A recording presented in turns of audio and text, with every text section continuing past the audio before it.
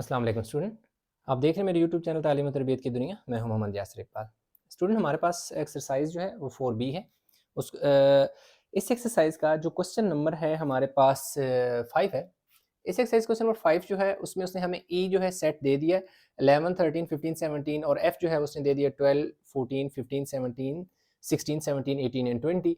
दो चीज़ें हमें हमें कह रहा है। एक कह रहा है कि विन डायग्राम बनाओ और फिर कह रहा है जो आप विन डायग्राम बनाई है उसकी हेल्प से आपने क्या करनी है कि ई यूनियन एफ फाइंड करना है। ठीक है, तो सबसे पहले क्योंकि विन डायग्राम की बात करते हैं तो हम विन डायग्राम बनाएंगे।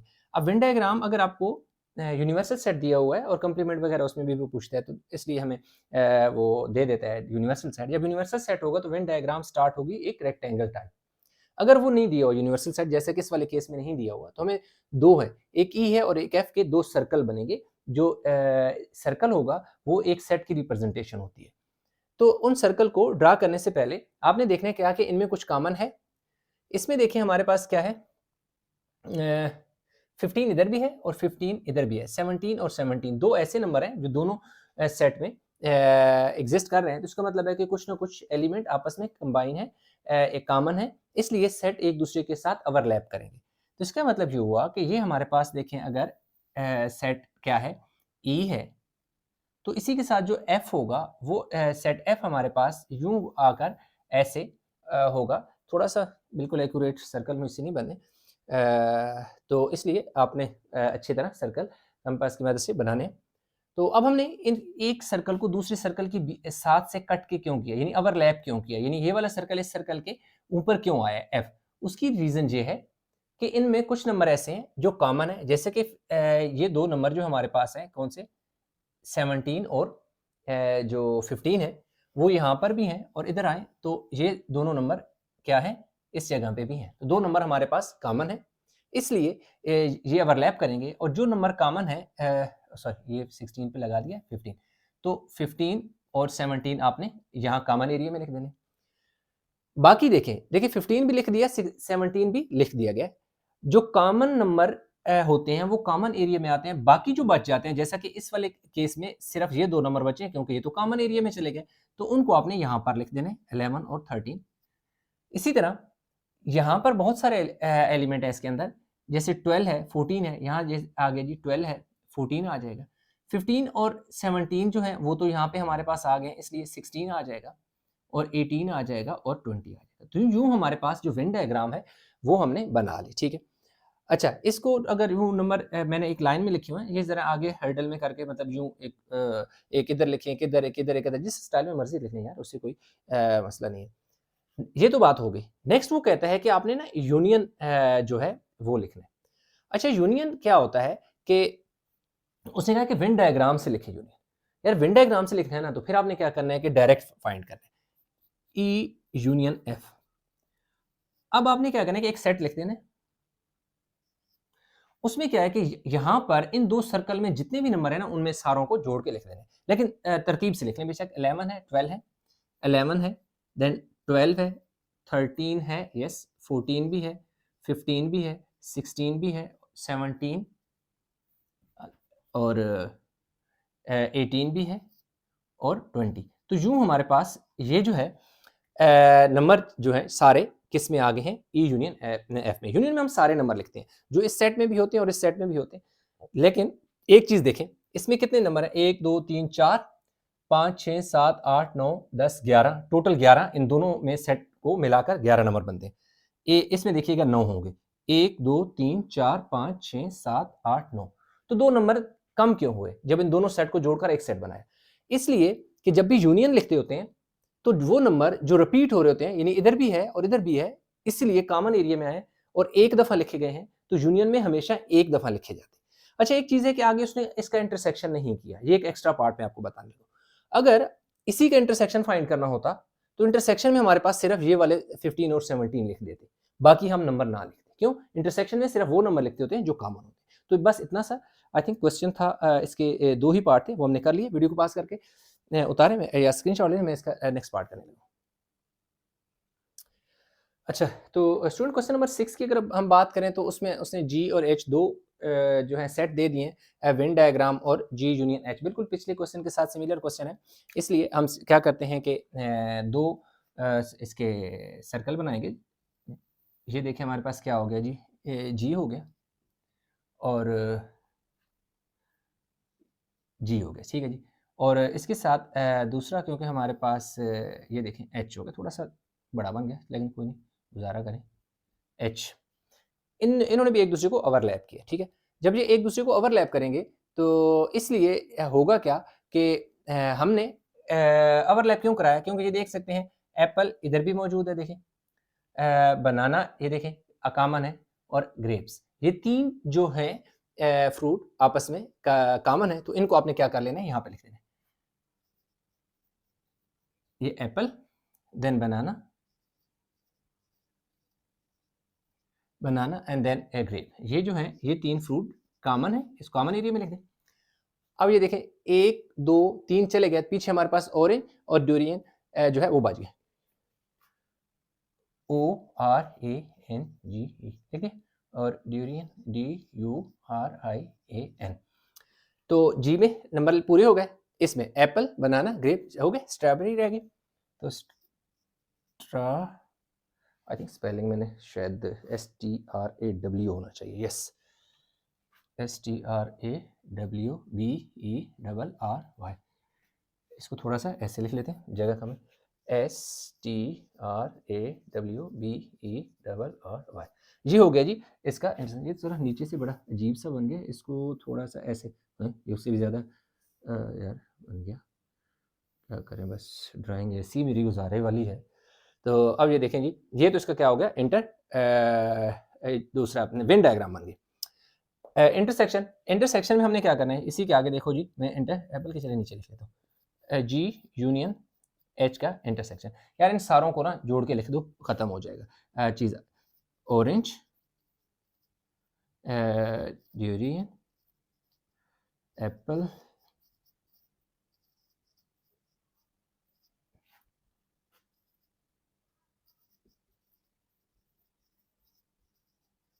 ये यूनियन आ गया, बस खत्म, इतना सा क्वेश्चन था जिसमें वेन डायग्राम बनानी थी और यूनियन फाइंड करना था, तो हो गया। Student question number 7, question number 7 में उसने हमें ए और बी दे दिए, इसमें 3 फ्रूट दे दिए, इसमें 1 2 3 4 दे दिए, ए सेट और बी सेट, मतलब ये सेट ए है, ये सेट बी है, ए यूनियन बी फाइंड करने का कहा था, और ए इंटरसेक्शन बी फाइंड करने का कहा था। मतलब उसने क्या कहा था कि फाइंड करो ए यूनियन बी, और नंबर 1 पे ये कहा था, और नंबर 2 पे उसने कहा था कि ए इंटरसेक्शन बी फाइंड करना है।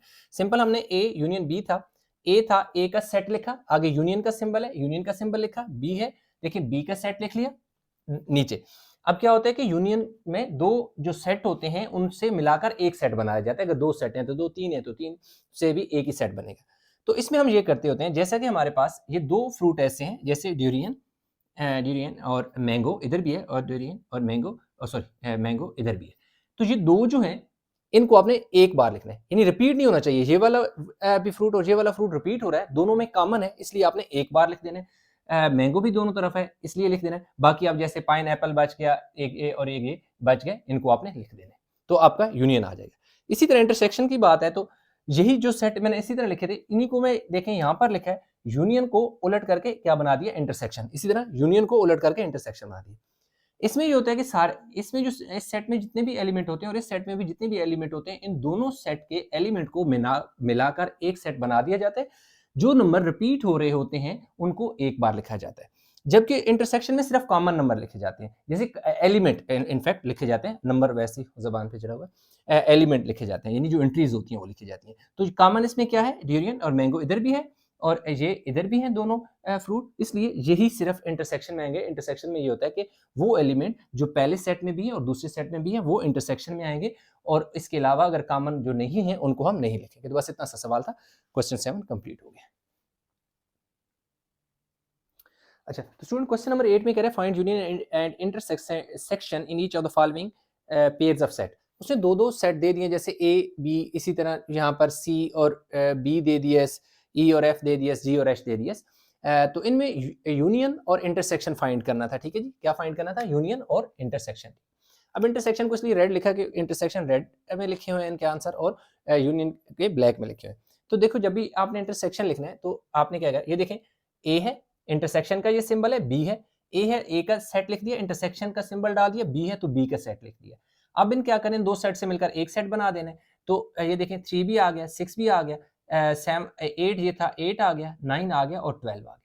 अब इसमें क्या है कि 6 और 9 इधर भी थे, 6 और 9 इधर भी थे, इसलिए इनको एक बार लिखा। इंटरसेक्शन सॉरी यूनियन में रिपीटिशन नहीं करते। अगर कोई एलिमेंट इस साइड पे भी है, इस साइड पे है, तो वो एक बार ही आएगा, रिपीट नहीं होगा। जैसे कि 6 और 9 इधर भी है, 6 और 9 इधर भी है, तो सिर्फ 6 और 9 को एक बार लिखें। तो लिखने सारे नंबर हैं, यानी कि देखिए इसमें 3 भी है, 6 भी है, 9 भी है, 12 भी है। ये देखिए 6 भी आ गया, 8 भी आ गया, 9 भी। ये इसमें जितने एलिमेंट हैं वो यहाँ पे मौजूद हैं, इसमें भी जो एलिमेंट है वो भी यहाँ पे मौजूद है। तो ये इंटरसेक्शन हो गया, सॉरी यूनियन हो गया। इंटरसेक्शन में वो नंबर लिखे जाते हैं जो दोनों तरफ कॉमन होते हैं, यानी कॉमन एलिमेंट। कॉमन एलिमेंट 6 और 9 है, इसलिए इंटरसेक्शन में 6 और 9 हमने लिख दी। यही काम हमने इन सारे क्वेश्चन में किया। इसमें देखें ये ए है, ये बी है, सी और बी है, सी यूनियन बी, सी का अच्छा इसको ना मैंने डायरेक्ट लिख दिया इसका आंसर। इसमें ये वाला स्टेप मैंने नहीं किया कि पहला सेट लिखा, फिर यूनियन का सिंबल डाल के पूरा सेट। आप चाहें तो इसके बीच में ये लिख लें, यानी ये वाला सेट लिखें, फिर यूनियन का ये वाला यूनियन का साइन डालें और बी का सेट लिखें, जैसा कि मैंने यहाँ पर लिखा। तो इसलिए मैंने डायरेक्ट इधर लिख दिया। फिर जो नेक्स्ट स्टेप मैंने किया वो उसको अल्फाबेटिक ऑर्डर में लिखा, यानी ये सारे नंबर लिखे, फिर ये वाले एलिमेंट लिखे, ये दोनों इन दोनों सेट के एलिमेंट मिलाकर लिख के फिर उनको अल्फाबेटिक ऑर्डर दे दिए। अब इनका इंटरसेक्शन ये है कि आप ये देखें, इसमें ए है, इसमें ए नहीं है, बी नहीं है, एक्स नहीं है, वाई नहीं है, कुछ भी कॉमन नहीं है। जब कॉमन कुछ भी ना हो तो वहां पर ये एम्प्टी सेट होता है। इसे क्या क्या कहते हैं, एम्प्टी सेट। ये खाली सेट इस तरह लिख देना है या फिर ऐसे ये सिंबल लगा देना है। इन दोनों का मतलब क्या होता है, एम्प्टी सेट ही होता है। इसी तरह ई यूनियन एफ है, ई यूनियन एफ हमने फाइंड कर लिया। फिर इसमें देखो इनका इंटरसेक्शन क्या है कि ये जो एलिमेंट है, गोट इधर भी है, गोट इधर भी है, तो वो कॉमन है, इसलिए ये इंटरसेक्शन में सिर्फ यही आएगा। जबकि बाकी जितने भी हैं इन दोनों सेट को मिलाकर एक सेट बनाएंगे जो दो बार, जैसे गोट इधर भी है, इधर भी है, तो आपने एक बार लिखना है। इसी तरह यहाँ पर अगर जी की बात करें तो जी में ये 4 एलिमेंट है और एच जो है इसका मतलब है खाली सेट है, मतलब कुछ भी उसके अंदर एलिमेंट, कोई एलिमेंट एग्जिस्ट नहीं कर रहा।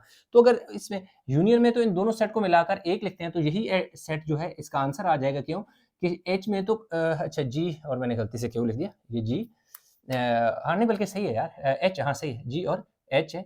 और ये भी क्या है, जी और सिंबल इसका क्या है, एच है, वो तो खाली सेट का सिंबल था ना।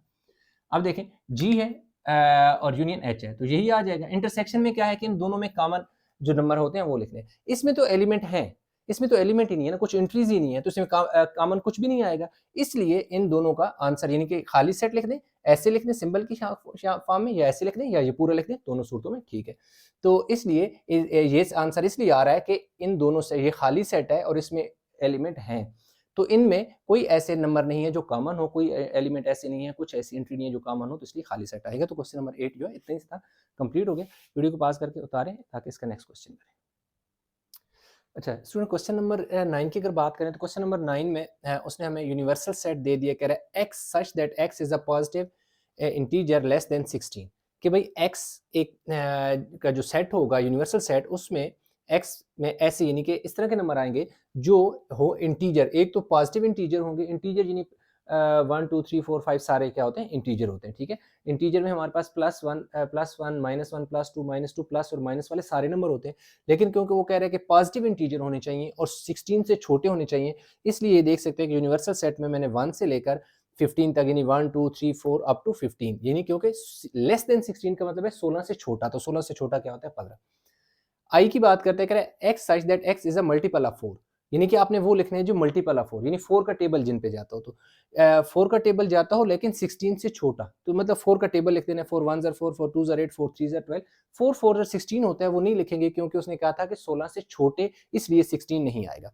जे में उसने क्या कहा था कि x such that x is a factor of 8, कि 8 के फैक्टर, तो 1 फैक्टर हर एक का फैक्टर होता है, इसलिए 1 मैंने लिखा है। 2 का टेबल भी यानी जाता है 8 पे, 4 का भी जाता है और 8 का अपना भी जाता है, तो इसलिए 1 2 4 8 जो है जे क्या है 8 के फैक्टर हैं, वो मैंने लिख दिए। तो उसने सिर्फ ये दिया था और पार्ट ए में कहा था कि जितने भी list all the element in universal set I और जे इन सेट नोटेशन, कि ये जितने हैं हमारे पास यूनिवर्सल है, आई है, जे है, इसको सेट नोटेशन में लिख दें। तो हमने ये देखें सेट नोटेशन में लिख दिया। पार्ट बी में उसने कहा था कि वेन डायग्राम बनाएं। ये देखिए मैंने वेन डायग्राम बना ली। वेन डायग्राम बनी कैसे? ये देखिए आई और जे की मैंने ना क्या करनी है, वेन डायग्राम बनानी है और यूनिवर्सल, क्योंकि यूनिवर्सल सेट दिया हुआ है। जब भी यूनिवर्सल सेट दिया हो तो एक रेक्टेंगल सबसे पहले बना ले, उसके बीच में यूनिवर्सल सेट के अलावा जो भी सेट है ना वो बनाए। दो सेट है, एक आई है, जे है। पहला सर्कल आई को रिप्रेजेंट कर रहा है, दूसरा जे को रिप्रेजेंट कर रहा है। इन्होंने इसलिए ओवरलैप किया क्योंकि इनमें दो नंबर कॉमन है, यानी 4 कॉमन है और 8 कॉमन है। 4 और 8 को कॉमन में लिख दें। पीछे देखिए क्या बचा आई में 12 बचा, 12 लिख दिया, और जे में 1 और 2 लिखा, 1 और 2 लिख दिया। अब बाकी जो क्योंकि यूनिवर्सल सेट है उसमें बाकी नंबर जो है सारे लिखने हैं, तो यूनिवर्सल सेट जो है 1 से लेकर 15 तक है।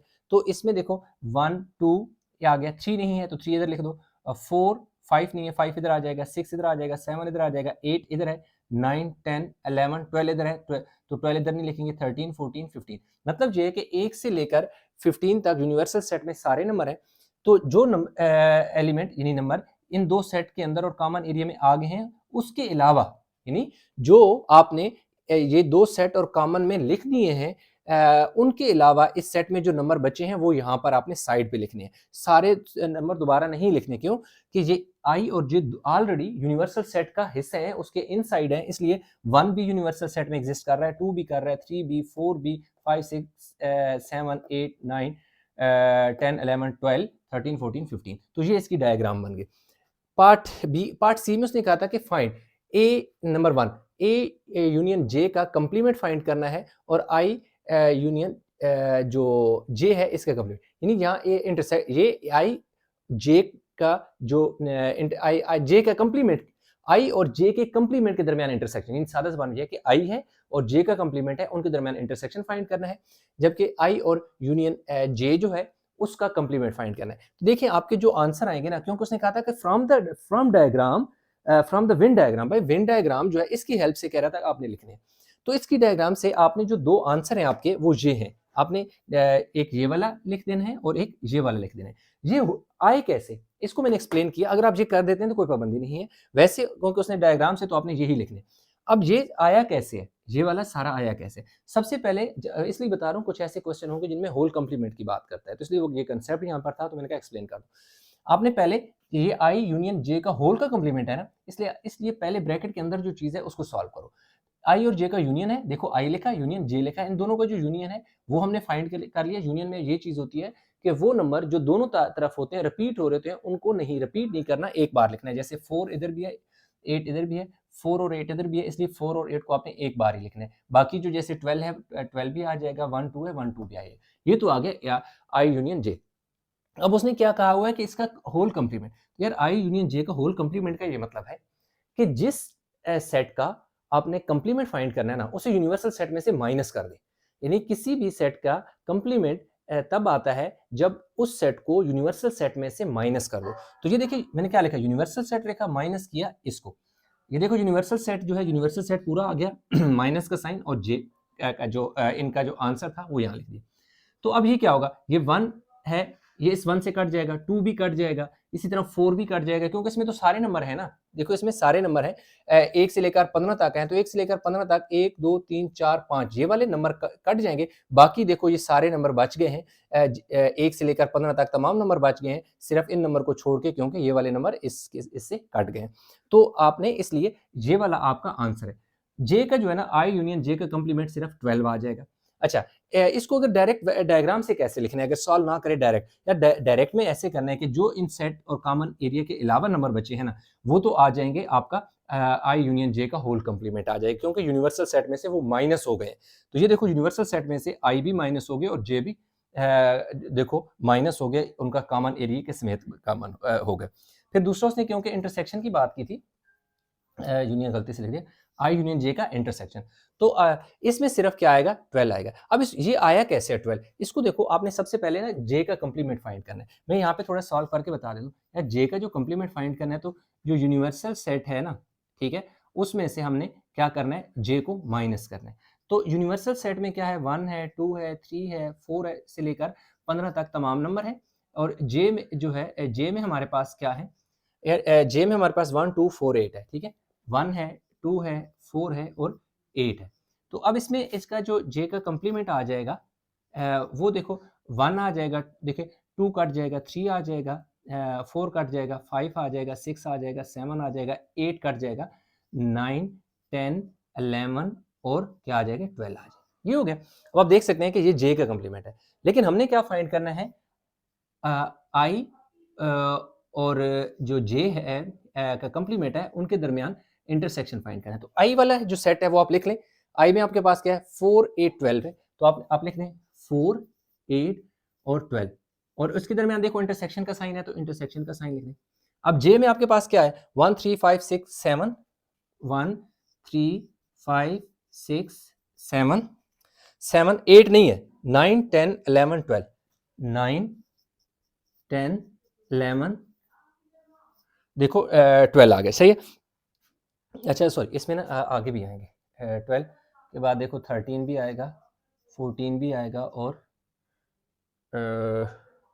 15 भी आएगा, 14 एंड 15, ये सारे यानी के आएंगे, क्योंकि ये सिर्फ 4 नंबर करते हैं। तो इसमें हमारे पास 12 के बाद देखो हमारे पास 13, 14 एंड 15 आ गए। तो अब हमारे पास इसमें सिर्फ देखना है कि इंटरसेक्शन है, तो इंटरसेक्शन में कॉमन नंबर है, यार कॉमन 4 और 8 तो इसमें कहीं भी नहीं है। 3 और 5 के दरमियान 4 को होना चाहिए था, नहीं है, इसका मतलब है 4 नहीं लिखेंगे।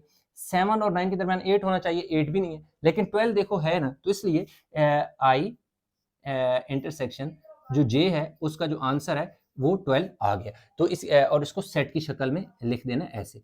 आप चाहें तो 1, 2, 3, 4 स्टेप करने के बाद लिख दें, या डायरेक्ट अगर जे दोनों लिख देते हैं तब भी आपका आंसर ठीक है। तो इसलिए ये समझाया इसलिए ताकि आपको समझ आए कि इनमें प्रॉब्लम क्या है। अच्छा, तो स्टूडेंट क्वेश्चन नंबर जो 10 है, 10 में कह रहा है identify and shade the following region on a separate Venn diagram.